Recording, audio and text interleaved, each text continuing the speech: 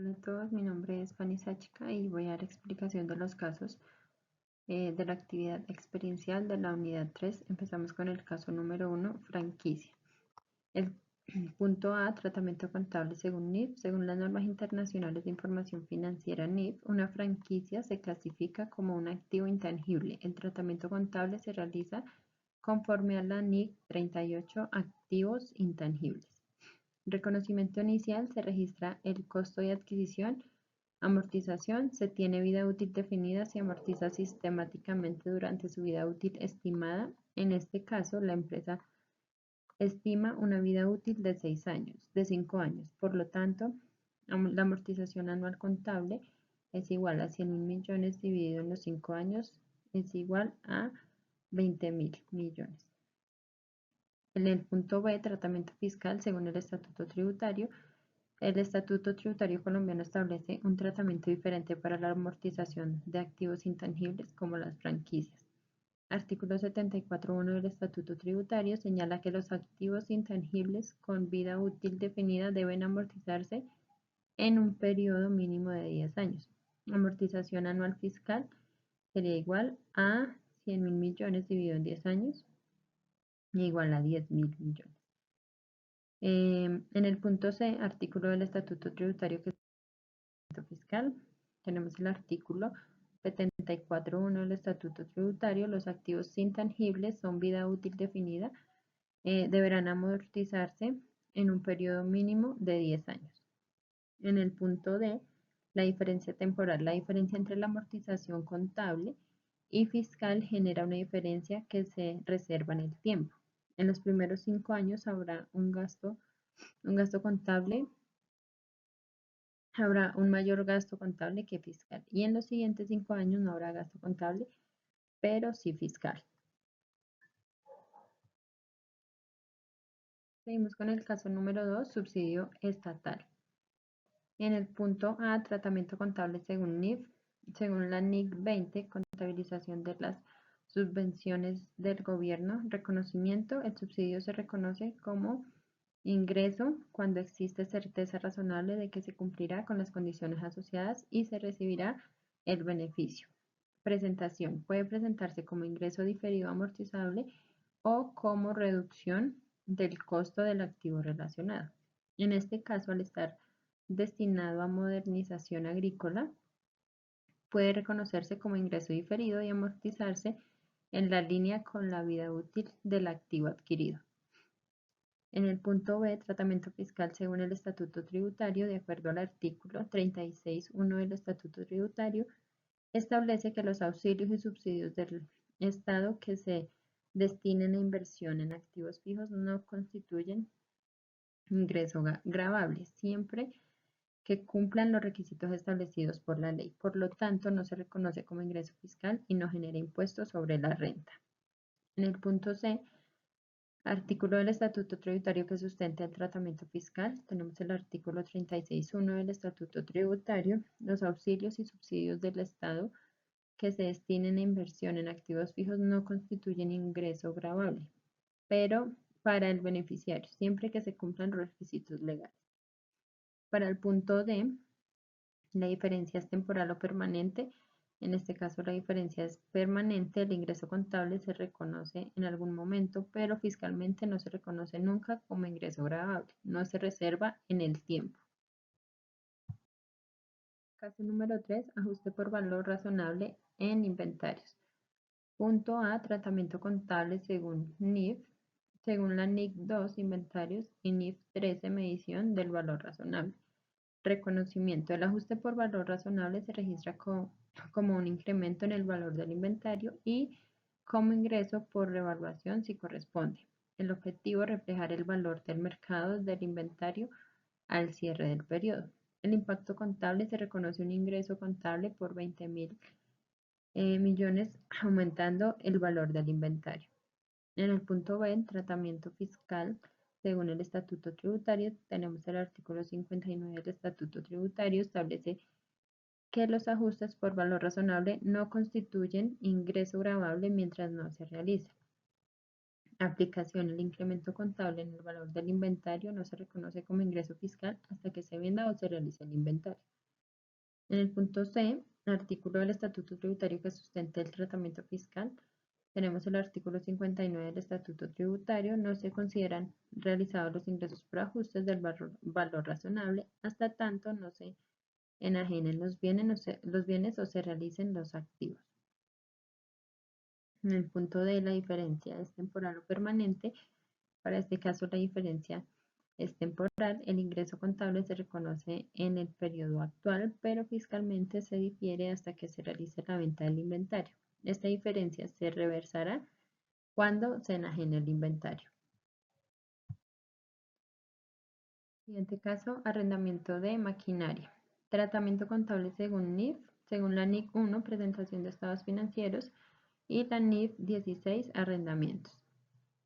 Reconocimiento contable. El gasto por arrendamiento se reconoce conforme se devenga, es decir, durante el periodo de uso del activo 2025. Impacto contable en el 2024. No se reconoce gasto ni pasivo en diciembre del 2024, ya que el servicio aún no ha sido prestado. Impacto contable en 2025. Se reconoce el gasto mensual de 2 millones durante los 12 meses del contrato. En el punto B, tratamiento fiscal según el Estatuto Tributario, tenemos el artículo 28 del Estatuto Tributario, en el cual establece el principio de causación fiscal, según el cual los ingresos y gastos se reconocen cuando se causan independientemente de su pago. Tenemos en aplicación, aunque el contrato se firmó en diciembre del 2024, el gasto fiscal se reconoce en 2025 cuando se devenga el servicio del arrendamiento. Para el punto número C, artículo del Estatuto Tributario que sustenta el tratamiento fiscal. El artículo 28 del Estatuto Tributario nos indica que los ingresos se entienden realizados y los costos y deducciones se entienden causados en el año gravable en que se realicen, devenguen o se causen según el caso.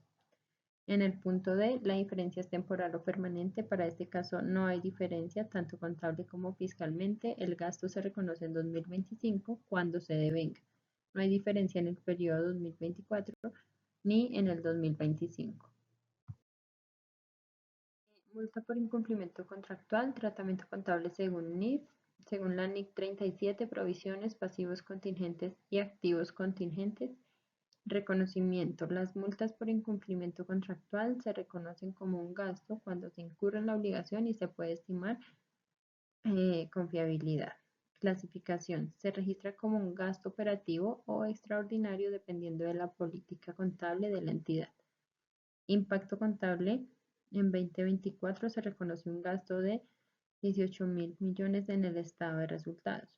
Para el punto B, tratamiento fiscal según el Estatuto Tributario, tenemos el artículo 107, establece los requisitos generales para la deducibilidad de los gastos.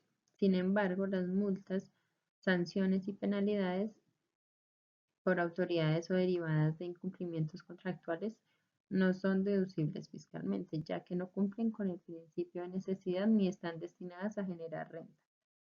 En el punto C, artículo del Estatuto Tributario que sustenta el tratamiento fiscal, el artículo 107 del Estatuto Tributario, aunque define los requisitos generales de deducibilidad en la práctica y conforme a la doctrina de la DIAN, las multas por incumplimiento contractual no son deducibles por no cumplir con el principio de causalidad ni necesidad. Para el punto D, la diferencia es temporal o permanente. En este caso, la diferencia es permanente. El gasto se reconoce contablemente, pero nunca será aceptado fiscalmente como deducción. Por lo tanto, no se reservará en el tiempo. Ingresos por servicios cobrados anticipadamente. Tratamiento contable según NIF 15, ingresos de actividades ordinarias procedentes de contratos con clientes, reconocimiento. El ingreso se reconoce conforme se presta el servicio. Aplicación, aunque el cobro fue anticipado contablemente, se reconoce como un pasivo y se va reconociendo como ingreso mensual durante los 12 meses del contrato. Para el punto B, tratamiento fiscal, según el Estatuto Tributario, tenemos el artículo 27, establece que los ingresos se entienden realizados cuando se causa el derecho a recibirlos, se haga exigible el pago o se reciba efectivamente. El artículo 28 del Estatuto Tributario refuerza el principio de causación para efectos fiscales. Aplicación en este caso, como el pago fue recibido anticipadamente, el ingreso fiscal se reconoce en su totalidad en el momento del cobro, es decir, en el año en que se recibió el dinero, en el 2024. En el punto C, artículo del Estatuto Tributario, tenemos el artículo 27 y el artículo 28. Artículo 27, los ingresos se entienden realizados cuando se causa el derecho a recibirlos, sea exigible el pago o se reciba efectivamente. Y el artículo 28, los ingresos se extienden realizados en el año grabable en el que se devenguen, se causen o se reciban lo que ocurra primero. Para el punto D, la diferencia es temporal o permanente. En este caso, la diferencia es temporal. El ingreso contable se reconoce mensualmente durante el año del servicio, mientras que fiscalmente se reconoce todo el año del cobro. Esta diferencia se reservará mes a mes durante el periodo del contrato. Valoración de inmueble. Tratamiento contable según NIF, según la NIC 16, propiedades, planta y equipo.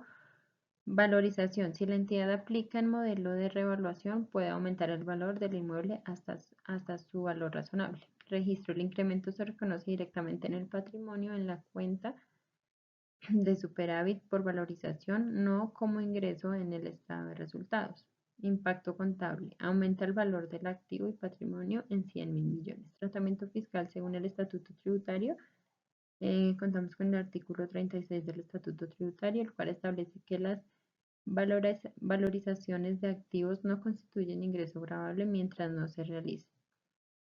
Aplicación. El incremento de 100.000 millones no se reconoce como ingreso fiscal en el año en el que se contabiliza ni afecta la base gravable del impuesto sobre la renta. Para el punto C, artículo del Estatuto Tributario que sustenta el tratamiento fiscal, el artículo 36 del Estatuto Tributario nos indica que las valorizaciones de los activos no constituyen ingresos gravados mientras no se realice. La diferencia para este caso es permanente. El incremento contable se registra en patrimonio y no se reconoce fiscalmente nunca como ingreso, a menos que se realice el activo. No se reservará automáticamente.